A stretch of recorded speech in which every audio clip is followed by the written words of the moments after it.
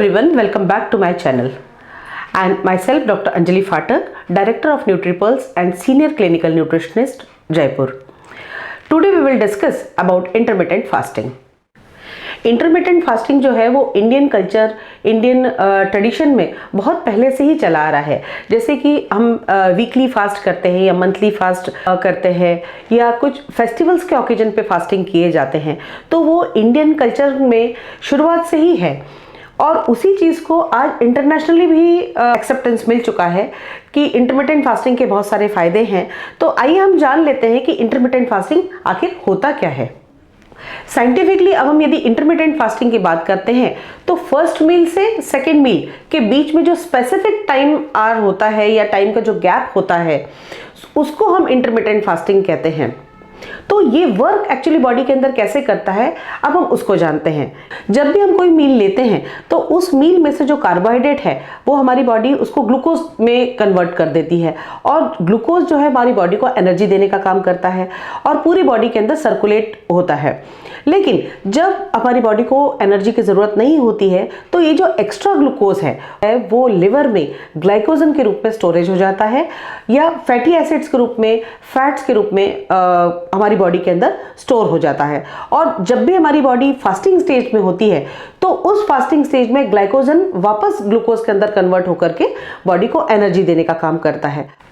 So now we will discuss about the methods of intermittent fasting. So first method is in the ratio of 12 to 12 hours. मतलब इसमें 12 hours आपका fasting window है और 12 hours आपका eating window है। So second method is in the ratio of 16 to 8 hours. तो जिसमें आपका 16 आवर्स जो है वो आपका फास्टिंग है एंड 8 आवर्स जो है उसमें आपका ईटिंग विंडो है। सो ये भी एक प्रकार का इंटरमिटेंट फास्टिंग है।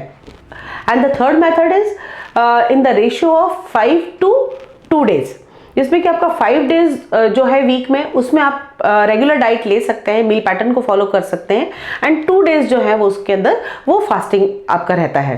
एंड ड्यूरिंग 2 days जो फास्टिंग विंडो है उसमें जनरली जो रिकमेंडेशन होता है वो मेंस के लिए 600 kilo calories per day and womens के लिए 500 calories per day. And the other methods of intermittent fasting include alternate days fasting. इसमें आपको 1 डे फुल मील पैटर्न को फॉलो कर सकते हैं, सेकेंड डे आपको फास्टिंग करना है। मीन्स अल्टरनेट डेज आपका ईटिंग और फास्टिंग ये इसको आपको फॉलो करना होगा।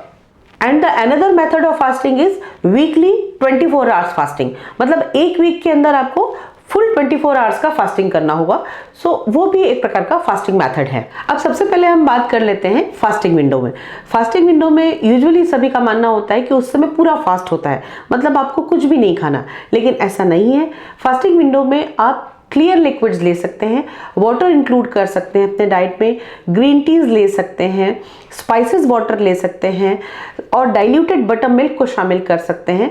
मतलब अपनी बॉडी को हाइड्रेट रखने के लिए जो भी आप लिक्विड्स ले सकते हैं वो आपको ज़रूर रखना चाहिए। सो बॉडी को हाइड्रेट रखने के लिए जो फास्टिंग विंडो है उसमें आप हेल्दी लिक्विड्स को अपने डाइट के अंदर ज़रूर इंक्लूड कीजिए। इंटरमिटेंट फास्टिंग में जब ईटिंग विंडो होती है तब सभी का मानना रहता है कि हम इस समय कुछ अपना फेवरेट फूड खा सकते हैं, लाइक हम ऑयली खा सकते हैं, स्पाइसी फूड्स खा सकते हैं या कुछ फास्ट फूड को शामिल कर सकते हैं, प्रोसेस चीज़ें ले सकते हैं अपने डाइट के अंदर। तो ऐसा नहीं है, उस समय भी आपको बॉडी के लिए बहुत हेल्दी फूड्स की रिक्वायरमेंट होती है। तो आपको ऐसे कुछ स्पेसिफिकली न्यूट्रिएंट्स या वाइटामिन्स, मिनरल्स इनको शामिल करना होता है जो कि बॉडी के लिए काफ़ी यूज़फुल है। तो उसमें सबसे पहले अपने को ये ध्यान में रखना है कि ऐसा फूड चुनना है जिसमें कि माइक्रो न्यूट्रिएंट शामिल हो, विटामिन शामिल हो, मिनरल्स शामिल हो, एंटीऑक्सीडेंट्स शामिल हो, प्रोटीन्स, कार्ब्स, इन सब का एक प्रकार से बैलेंस रेशो शामिल हो। जब आपकी ईटिंग विंडो होती है तो आपको अपने डाइट के अंदर स्पेसिफिकली कुछ फूड्स को ज़रूर शामिल करना चाहिए। जैसे कि लेंटल्स की बात करते हैं, क्योंकि जो पल्सेस हैं या लेंटल्स हैं उसके अंदर प्रोटीन सोर्सेज बहुत अच्छा होता है, फाइबर बहुत अच्छा होता है, तो ये आपको एक प्रकार का सैटिस्फैक्शन देते हैं, सेटिस्फैक्शन देते हैं, उनको शामिल करिए। उसके अलावा ब्रोकली बहुत अच्छा सोर्स है, देखा जाए तो ये एक प्रकार का पावर हाउस है आपके माइक्रो न्यूट्रिएंट्स के लिए, फाइबर के लिए, एंटीऑक्सीडेंट्स के लिए, उसको शामिल करना चाहिए। स्पिनच को शामिल करना चाहिए जिसके अंदर की कैल्शियम सोर्स बहुत अच्छा है, विटामिन ए सोर्स बहुत अच्छा है, विटामिन सी है, फाइबर है, एंटीऑक्सीडेंट्स है, जिंक है, उसको शामिल करें। मिल्क और मिल्क प्रोडक्ट्स को अपने डाइट में शामिल करें, स्पेसिफिकली बटर मिल्क को आप अपने डाइट के अंदर ज़रूर शामिल करें। स्पाइसेस को शामिल करें, क्योंकि कई बार क्या होता है कि फास्टिंग के दौरान आपका जो इंटरेस्ट है रिगार्डिंग ईटिंग वो थोड़ा कम होने लग जाता है। तो ये आपके जो मील है उसको एक प्रकार का एरोमा देते हैं, फ्लेवर्स देते हैं, और साथ ही साथ बॉडी की इम्यूनिटी को भी बूस्ट करने का काम करते हैं। तो जितने भी हर्ब्स हैं, स्पाइसेस हैं, जैसे कि सिनेमन है, मेथी है, दालचीनी है, सौंफ है, हल्दी है, इनको ज़रूर आप अपने डाइट के अंदर शामिल करें। तो इस टाइप से देखा जाए तो आप अपने डाइट के अंदर इन चीज़ों को भी शामिल करें, और साथ ही साथ कुछ फ्रूट्स हैं, वेजिटेबल्स हैं, जो कि कलर्ड फ्रूट वेजिटेबल्स, जो कि आपकी इम्यूनिटी को भी बढ़ाते हैं, आपकी बॉडी को ग्लूकोज देने का भी काम करते हैं, एंटीऑक्सीडेंट्स देने का भी काम करते हैं। तो इन सभी को आप अपने ईटिंग विंडो के अंदर ज़रूर शामिल करें। And for healthy fats includes nuts, seeds, इसके अंदर एंटीऑक्सीडेंट्स बहुत अच्छा होता है, ओमेगा 3 फैटी एसिड्स है, फाइबर है, और बॉडी को एनर्जी देने का भी काम करते हैं। Benefits of intermittent fasting. Intermittent fasting से बॉडी का वेट कम होता है, साथ ही साथ जो विसरल फैट का परसेंटेज है वो भी कम होता है। सेकंड जो बेनिफिट है इंटरमिटेंट फास्टिंग का, उसमें इंसुलिन लेवल जो है वो ड्रॉप होता है, जिससे कि बॉडी में फैट का जो मेटाबॉलिज्म है वो फास्ट हो जाता है और फैट बॉडी से रिड्यूस होने लग जाता है। बॉडी के अंदर जो ह्यूमन ग्रोथ हार्मोन है वो भी ड्रामेटिकली इंक्रीज हो जाता है, जिसके कारण कि बॉडी में जो मसल मास है वो बढ़ने लग जाता है और फैट रिड्यूस होने लग जाता है।